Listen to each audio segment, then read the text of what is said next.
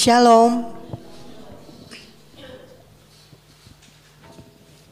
Baik, pada malam hari ini kita akan belajar bersama-sama ya. Kita akan merenungkan kembali. Sebenarnya ini sudah banyak dibahas, tetapi kita akan belajar bersama-sama kembali, kita akan merenungkan bersama-sama tentang iman. Karena 2 bulan terakhir ini ya, kita akan membahas masalah iman. Kalau dari minggu pertama kemarin di bulan Juni ya, kita selalu belajar tentang tokoh Alkitab. Di sini kita akan merenungkan bersama-sama tentang iman itu sendiri. Renungan malam ini kami berikan tema setali iman dan perbuatan ya. Dalam bahasa Indonesia iman itu disebut sebagai suatu keyakinan yang sentral yang diajarkan oleh Tuhan Yesus sendiri dalam kaitannya dengan Injil atau pengkabaran kabar baik ya. Di sini orang percaya dibangun dengan dasar iman yang jelas ya, di mana iman kita adalah iman percaya bahwa Tuhan Juru Selamat kita adalah Yesus Kristus ya. Di Ibrani 11 ayat 1 kita baca bersama-sama. Ibrani 11 ayat 1, iman adalah dasar dari segala sesuatu yang kita harapkan dan bukti dari segala sesuatu yang tidak kita lihat ya.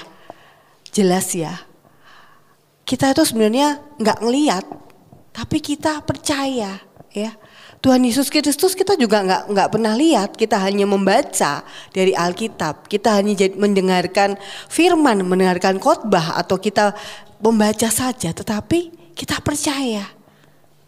Makanya kita disebut sebagai orang percaya, yaitu orang yang beriman kepada Yesus Kristus ya. Kalau kita percaya, ya beriman, tentunya kita akan mengenal siapa Tuhan kita Yesus Kristus ya. Kalau kita nggak kenal, kita nggak akan bisa percaya. Ya. Iman terjadi karena adanya pendengaran yang baik tentang firman Tuhan itu sendiri. Ya.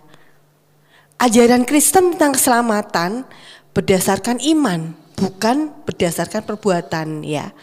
Ini hal yang alkitabiah ya. Kalau keselamatan itu adalah berdasarkan iman, bukan perbuatan. Tetapi karena teori ini banyak orang Kristen, orang percaya justru terlena. Sehingga apa? Kita tidak lagi melihat pentingnya perbuatan itu sendiri sebagai bukti nyata dari iman yang kita miliki ya. Kita akan belajar bersama-sama di surat Yakobus ya. Kita baca yuk, kita buka Alkitab kita di Yakobus 2 ayat 14 sampai 26. Kita akan baca secara bergantian ya. Saya akan bacakan ayat 14, kemudian Bapak Ibu Saudara bacakan ayat 15 dan seterusnya. Sudah semua? Di Yakobus 2 14 sampai 26. Ayat 14, apakah gunanya saudara-saudaraku jika seorang mengatakan bahwa ia mempunyai iman padahal ia tidak mempunyai perbuatan? Dapatkah iman itu menyelamatkan dia? 15.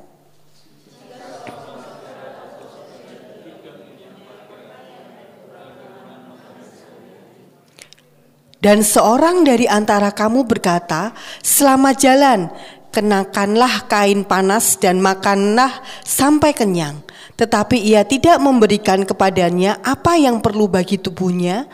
Apakah gunanya itu?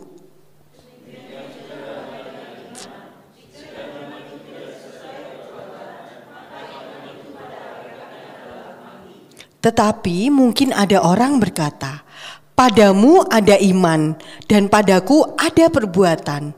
Aku akan menjawab dia, tunjukkanlah kepadaku imanmu itu tanpa perbuatan, dan aku akan menunjukkan kepadamu imanku dari perbuatan-perbuatanku.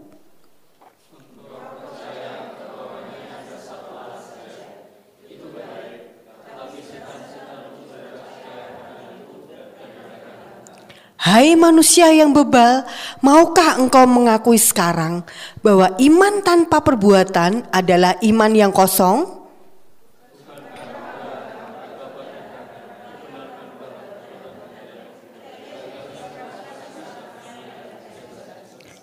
Kamu lihat bahwa iman bekerja sama dengan perbuatan-perbuatan, dan oleh perbuatan-perbuatan itu iman menjadi sempurna.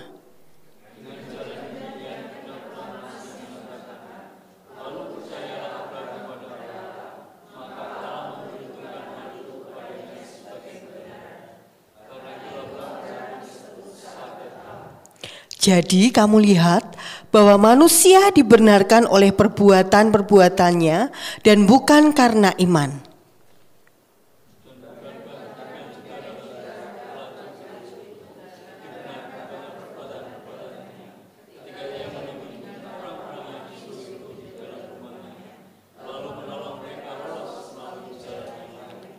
Sebab seperti tubuh tanpa roh adalah mati, demikian jugalah iman tanpa perbuatan-perbuatan adalah mati. Ya. Demikianlah sabda firman Tuhan, ya. Di sini kita belajar bahwa Yakobus itu menunjukkan ada iman yang mati, ya, di ayat 17 tadi, yaitu iman yang tidak disertai dengan perbuatan. Jadi di situ Yakobus tidak memisahkan antara iman dan perbuatan, tetapi ia menunjukkan imannya dengan perbuatan-perbuatannya. Iman yang benar mustahil tanpa disertai perbuatan yang benar, ya. Karena iman tanpa perbuatan sungguh menyedihkan. Ayat 19 ya disebutkan tadi, karena disejajarkan dengan iman yang dimiliki setan-setan, ya. Allah menghendaki iman itu dinyatakan dalam perbuatan kita. Iman dan perbuatan merupakan satu kesatuan yang tidak terpisahkan. Ya. Melalui perbuatan kita akan menunjukkan bahwa iman sejati itu ada di dalam kehidupan kita. Ya. Next, ya. Kemudian kita akan belajar nih. Apa sih dampak bagi kita jika kita benar-benar hidup dalam iman? Tadi kan disebutkan ya, iman dan perbuatan, ya. Jadi iman dan perbuatan itu bagaikan puzzle yang tidak terpisahkan, ya. Harus bisa disatukan. Iman tanpa perbuatan tadi disebutkan adalah mati, ya. Yang pertama kita akan belajar dengan iman artinya kita mengenal Tuhan. Ya, di Yakobus 23 sampai 26 tadi, kalau boleh saya baca ulang ya. Dengan jalan demikian genaplah nas yang mengatakan, lalu percayalah Abraham kepada Allah, maka Allah memperhitungkan hal itu kepadanya sebagai kebenaran.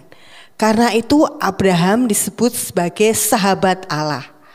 Jadi kamu lihat bahwa manusia dibenarkan oleh karena perbuatan-perbuatannya dan bukan hanya karena iman.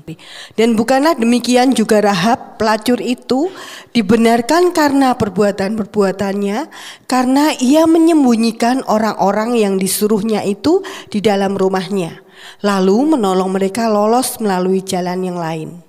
Sebab seperti tubuh tanpa roh adalah mati, demikian juga iman tanpa perbuatan-perbuatan adalah mati, ya.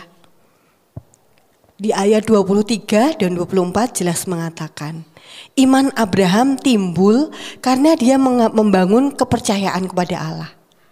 Karena dia mengenal siapa Allah yang ia percayai, ya. Kita tahu teladan iman sejati yang ditunjukkan oleh Abraham, ya. Dia Tuhan izinkan lama sekali tidak mempunyai keturunan. Kemudian sampai akhirnya dia diberikan keturunan, ya. Sudah diberikan Tuhan keturunan, Tuhan ingin mengambil kembali anaknya. Ya. Melalui keberaniannya, melalui imannya, dia mengorbankan Ishak, ya. Tuhan melihat kesungguhan hati Abraham, maka Allah pun memperhitungkan tindakannya Abraham itu sebagai kebenaran, ya. Allah mengenapi firman-Nya. Dia punya keturunan yang banyaknya seperti bintang-bintang di langit dan pasir-pasir di laut ya. Dari orang yang mustahil tidak punya keturunan sampai dia bisa punya keturunan dan akhirnya memenuhi isi bumi ya. Di ayat 25 tadi juga disebutkan demikian juga dengan Rahab ya. Rahab itu seorang wanita pelacur ya yang dipandang rendah. Menurut penafsiran bangsa Yahudi, Rahab itu sudah melacurkan diri sejak usia belasan tahun ya. Di pandangan orang dia tidak dibenarkan perbuatan-perbuatannya, tetapi dengan keberaniannya dia menyambut para pengintai Israel. Dia tidak takut oleh raja, oleh apapun, bahkan dia mempertaruhkan nyawanya untuk menyembunyikan pengintai-pengintai Israel ya. Dengan keberaniannya itu adalah bukti dari imannya. Bahwa dia percaya ada maksud baik di balik semua itu. Ya. Di ayat 26 pesan Yakobus makin jelas. Bahwa iman tanpa perbuatan adalah seperti halnya mayat ya. Tubuh tanpa roh, mati. Ya. Jadi seharusnya iman itu berpadu dengan perbuatan ya. Seperti orang mendayung itu kan pakai tangan kanan dan kiri. Jadi iman dan perbuatan harus seimbang. Harus berjalan bergantian dan bersama-sama. Kalau kita cuma satu ya, dayung itu cuma satu kan rasanya berat. Tapi kalau dengan dua kita kanan kiri, iman dan perbuatan berjalan bersama-sama dengan seimbang, kita bisa akan berjalan lebih baik lagi. Ya. Orang beriman seharusnya mengenal Tuhan dengan baik secara akurat, bukan hanya sekedar tahu saja, tetapi harus mengenal. Namun kita lihat belakangan ini semakin banyak orang yang mengenal Tuhan, tetapi yang mengenal itu cenderung lebih sedikit. Karena apa? Orang banyak berpikir bahwa pengenalan akan Tuhan itu cukup hanya datang beribadah ke gereja, ikut persekutuan, sibuk melayani sana sini, tanpa tahu apa yang Allah kehendaki dalam kehidupan kita.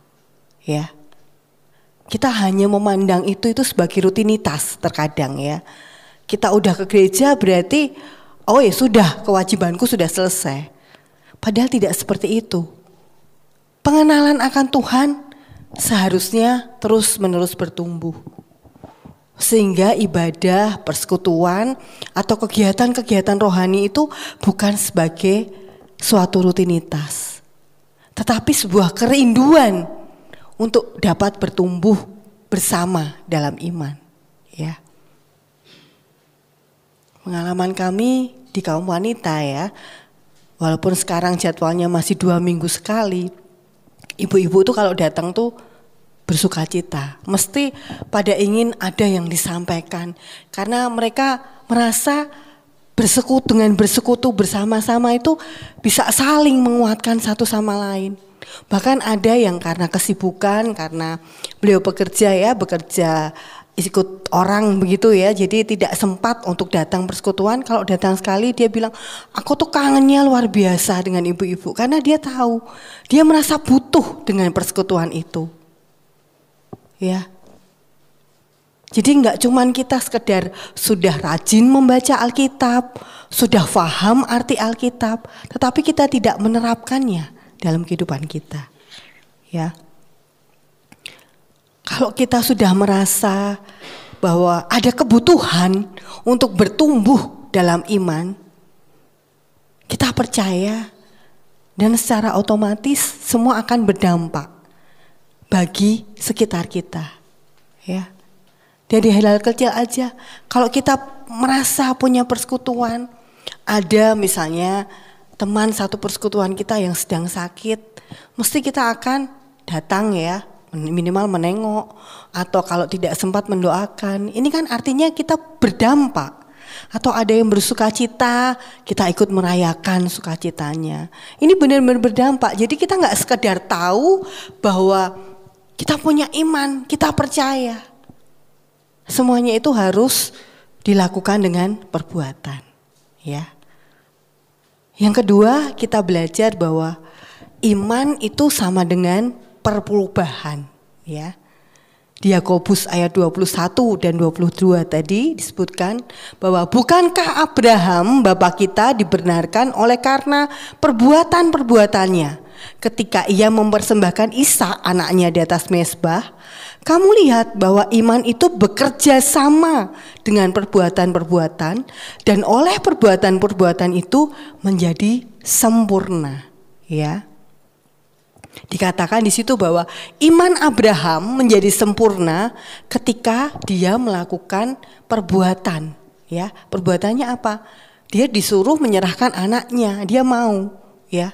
Ini yang membuat imannya menjadi sempurna. Abraham melakukan sesuatu yang dapat mengubah gaya hidupnya yang lama menjadi gaya hidup yang baru, ya. Ada perubahan dalam kehidupan imannya. Jadi kalau kita mau disebut sebagai orang yang beriman, tentunya kita harus mau mengalami perubahan yang positif untuk kemuliaan Allah, ya. Banyak orang percaya hanya di awal saja mengalami perubahan. Ketika waktu berjalan, perubahan akan semakin menurun, ya. Kita manusia memang ada up and down-nya, ya. Tapi kadang-kadang kita lebih banyak down-nya daripada up-nya. Dimana seharusnya iman itu mengubah kita untuk bertumbuh bukan hanya di dalam roh, tetapi di dalam jasmani juga, ya. Kadang kita merasa iman kita semakin kuat, kita malah menjadi sombong, merendahkan orang-orang lain. Atau kita anggap orang-orang lain itu gak sama percayanya pada kita, jadi kita merendahkan orang lain. Kita merasa lebih dari orang lain, ya. Jadi seharusnya iman kita itu dapat mengubahkan kita untuk menjadi lebih baik, ya, bukan menjadi lebih buruk. Seperti ilustrasi ini. Dari kepompok, dari telur untuk menjadi kupu-kupu, ini kan ada perubahan yang menjadi lebih baik, ya. Yang tadinya cuman telur bulat jadi ulat yang lucu, jadi kepompong, kemudian bertumbuh terus jadi kupu-kupu yang cantik. Demikian juga hidup kita. Kalau kita mau diubahkan, seharusnya menjadi berubah yang lebih baik, bukan berubah yang lebih buruk. Karena nggak kadang ya, kita berkaca pada diri kita sendiri. Kadang-kadang kita semakin tahu, kita semakin mengenal Tuhan, kadang-kadang itu kita lebih cenderung merendahkan orang yang kita anggap kurang mengenal Tuhan. Orang yang kita anggap, oh ini gak pernah ke gereja karena dia begini-begini. Kadang-kadang kita berpikir seperti itu. Padahal kalau kita mau lebih mengenal lagi orang-orang di sekitar kita, kita akan tahu kenapa sih kok dia lama gak muncul. Misalnya ya teman-teman kita di persekutuan lama gak muncul. Kadang-kadang kita gak ngerti nih, terus kita ngejudge gitu aja. Dia gak muncul tuh karena dia gini gitu. Padahal kan sebenarnya mungkin tidak demikian. Mungkin ada sesuatu hal yang membuat dia undur. Ya itulah gunanya. Kalau kita punya komunitas, kita punya persekutuan, ya. Kalau ada yang undur, kita lebih baik untuk mendekati, menanyakan daripada kita punya persepsi yang enggak. Ya. Kadang manusia itu lebih pada persepsinya ya, daripada actionnya ya, daripada aksinya. Makanya kalau kita memang ingin bertumbuh menjadi lebih baik kita melakukan aksi yang nyata, aksi yang positif daripada kita berpersepsi. Ya. Yang terakhir kita akan belajar bahwa iman itu adalah tanggung jawab, ya. Di ayat 14 tadi disebutkan bahwa apakah gunanya saudara-saudaraku jika seorang mengatakan bahwa ia punya iman padahal ia tidak mempunyai perbuatan? Dapatkah iman itu menyelamatkan dia? Ya. Ayat ini jelas. Orang yang memiliki iman pasti telah melakukan perbuatan-perbuatan atau tindakan-tindakan yang baik, yang beriman. Orang yang beriman di dalam Tuhan artinya dia juga punya tanggung jawab atas apa yang sudah Tuhan percayakan di dalam dia. Ya. Namun banyak ya orang percaya telah hilang dari rasa tanggung jawab itu. Tanggung jawab yang harusnya dia lakukan dari apa yang Tuhan percayakan dalam kehidupannya sebagai orang beriman, ya. Contohnya apa? Ada yang rajin beribadah, rajin ke gereja, tapi dalam kehidupan sosialnya kadang-kadang masih menipu sana sini. Kehidupannya penuh dengan rupa-rupa kejahatan, ya. Kadang kalau kita lihat berita-berita di kriminal itu, kadang-kadang orang-orang yang justru pakai nama-nama Kristen, ya. Kadang-kadang kita miris juga seperti itu, ya. Ada juga banyak yang berteriak lantang mengenai kasih Allah, tetapi kenyataannya belum bisa menerapkan kasih Allah kepada sesamanya, ya. Ingat kisah tentang Sakeus, ya. Sakeus pemungut cukai loh. Tapi dia punya iman. Dia punya iman, dia ingin berubah. Berubah untuk menjadi lebih baik. Ya.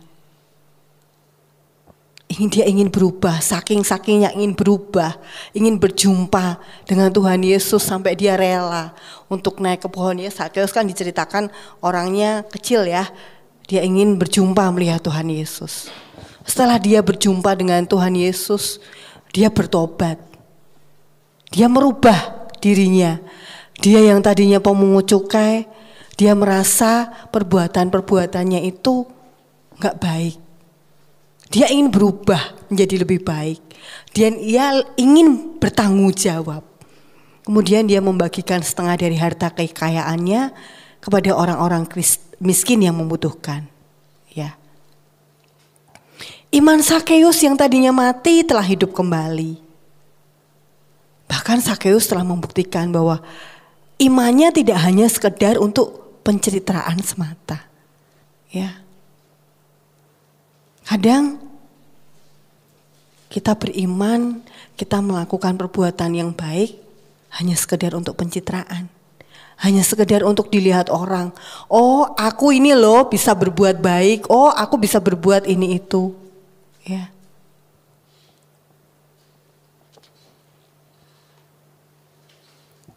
Kita akan bersama-sama merenungkan. Apa sih yang sudah Tuhan percayakan pada kita? Apa sih yang sudah Tuhan percayakan dalam keluarga kita untuk kita? Apa sih yang Tuhan sudah percayakan kepada kita di dalam kehidupan pendidikan kita, di kehidupan pekerjaan kita, bahkan di ladang pelayanan kita, ya. Karena sebagai orang beriman, kita dituntut punya tanggung jawab yang benar di mata Tuhan. Baik itu tanggung jawab pada keluarga, pada pekerjaan, pada pendidikan, bahkan apa yang sudah Tuhan percayakan untuk pelayanan kita. Ya. Karena semuanya itu harus bisa dipertanggungjawabkan. Bukan hanya sekedar kita berbuat. Berbuat gak ada tanggung jawabnya ya sama aja. Cuman percaya, bisa bicara, perbuatannya hanya berbicara. Tidak ada yang bisa dipertanggungjawabkan, ya. Iman menurut membutuhkan pertanggungjawaban. Jadi orang beriman pasti terus akan mengembangkan kapasitas dirinya akan segala hal, terlebih Tuhan yang telah Tuhan percayakan. Ya. Jadi kita harus bertumbuh. Ya. Kalau kita simpulkan, kesimpulannya yang pertama tadi adalah apa? Iman bisa terjadi karena ada pengenalan akan Tuhan secara akurat dan terus-menerus perlu dibangun. Ya. Ketika iman itu sudah terbangun, maka seharusnya secara otomatis akan berubah menjadi lebih baik.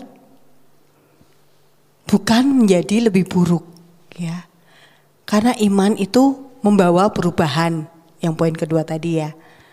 Kemudian yang ketiga, jika iman itu benar-benar bertumbuh dengan baik, maka iman mengajarkan kita untuk bertanggung jawab terhadap apa yang Tuhan telah percayakan dalam hidup kita. Sehingga hidup kita bisa menjadi dampak yang luar biasa untuk lingkungan sekitar kita.